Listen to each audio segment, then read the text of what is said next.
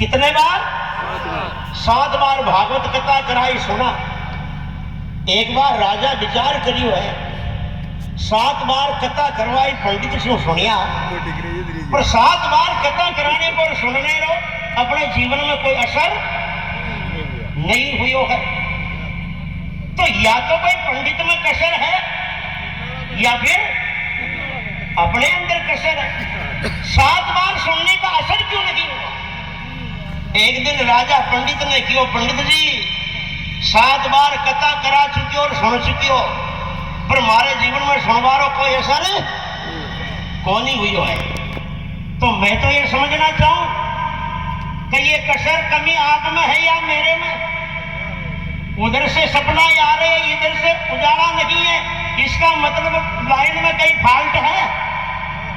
हाँ, राजा क्यों पंडित जी ये जवाब मने कल मिल जावे, वरना ये वर्षा की भेंट की कसर निकलेगी कलाहत की। पंडित जी विचार करियो कि जन्म कुंडली आंवरी उल्टी भरी आ तो गड़बड़ होएगा मान। तो शाम का जाके गुरुजी से क्यों, गुरुदेव राजा क्यों के 7 बार कथा सुन चुका मगर मेरे जीवन में कोई असर सुनने का हुआ नहीं, ये जवाब कल मिले वरना राजा जेल के अंदर करेगा। जब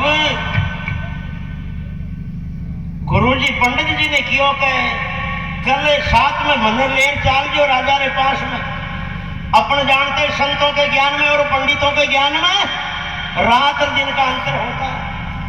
तो गुरुजी ने लेर पंडित जी गया, गुरुजी राजा ने क्यों, बोल राजा क्या प्रश्न है तेरा?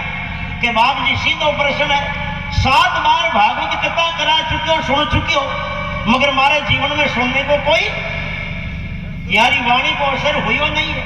मैं ये कमी जानना चाहता हूं पंडित में है या मेरे अंदर है?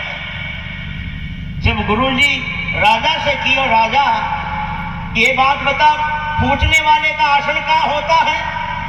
कि नीचे, और बताने वाले का ऊपर, क्योंकि पूछने वाला शिष्य का रूप होता, शिष्य का पद छोटा होता और बताने वाला गुरु का रूप होता, गुरु का पद बड़ा होता।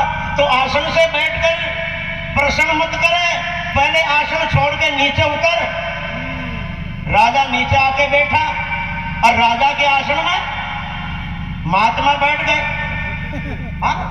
राजा के आसन में महात्मा बैठ गए। अब अपन जानते हैं तो सीट का ही तो समान है, हुक्म तो सीट का चलता, जब तक सीट पे है तो हुक्म है, सीट छूट गई ना तो भीवज बल्लभ की नहीं, कोई कबाड़े में कोना में पड़ी हो रहे तो कोई संभाल वालो कौन ही है। तो गुरुजी ने नौकरों से कहा एक खंबे के पंडित को बांध दो और एक खंबे के इस राजा को बांध दो। नौकरों ने एक खंबे के पंडित को बांधा और दूसरे खंबे के राजा को बांधा। अब गुरुजी कह रहे राजा आप जाओ पंडित को खोल के आओ। जब राजा कह रही हो गुरुदेव मैं खुद ही बंजोड़ो हूं, ये पंडित ने क्या न खोलो कहे कि जाओ पंडित जी आप खोलो राजा को। जब पंडित कह रही हो कि गुरुदेव मैं खुद भी उलझा हुआ हूं, तो पंडित को नहीं खोल सकता हूं। जब गुरुजी ने कहा राजा बस यही उत्तर है तेरे प्रश्न का, जो स्वयं मुक्त होता है वही दूसरे को मुक्त करने में सक्षम समर्थ होता है, और जो बंधा हुआ है विदेशना लोकेशना पुत्रेशना मान बढ़ाई जाति मध्य पंथ संप्रदाय वर्णाश्रम कोई न कोई वजह मजबूरी में, तो वह दूसरे को बंधन से मुक्त नहीं कर सकता है। हे राजा अरे ये पंडित भी केवल भेंट के चक्कर में उलझ रहा था, ये भी सच्चा निष्ठा का आत्मज्ञानी नहीं था, इनकी भी तेरा भला करने की भावना नहीं थी। और तू भी राजा ये राजापने के अभिमान में करड़ाउन में सुन रहा था, तेरी भी वास्तविक श्रद्धा नहीं थी, इसलिए 7 बार सुनने का तेरे जीवन में कोई असर हुआ नहीं है। आज संत कहते तो बहुत है मगर रहते नहीं। ऐसा सिद्धांत मेरे गुरुदेव का था, जैसी कहनी थी वैसी रहनी थी। हम सरदेव स्वामी सुखदेव प्रसाद जी महाराज से बहुत सी बार चर्चा में कहते थे, महाराज श्री जी के स्वामी जी के संरक्षण में रहना, इनकी कसौटी में, इनकी परीक्षा में खरे उतरना। बहुत से आए साधक थोड़े दिन टिके और चल गए। यहाँ रहना बड़ा ही शिक्षा का काम है, तपस्या का काम है। ऐसा जीवन था स्वामी जी का। इसलिए कहते बहुत है, पंडित जी कह रहे थे कथा में, 1 मिनट, कि भाई सावन भादवारो महीनो है, कोई व्रत उपासना करता है ना तो बैंगन की सब्जी नहीं खानी चाहिए। तो उन कथा में पंडितानी भी सुन रही है।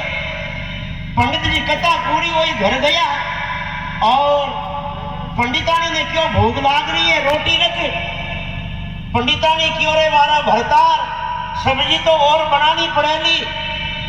कि अभी कहीं की बनाई होनी है, कभी तो बैंगन की है।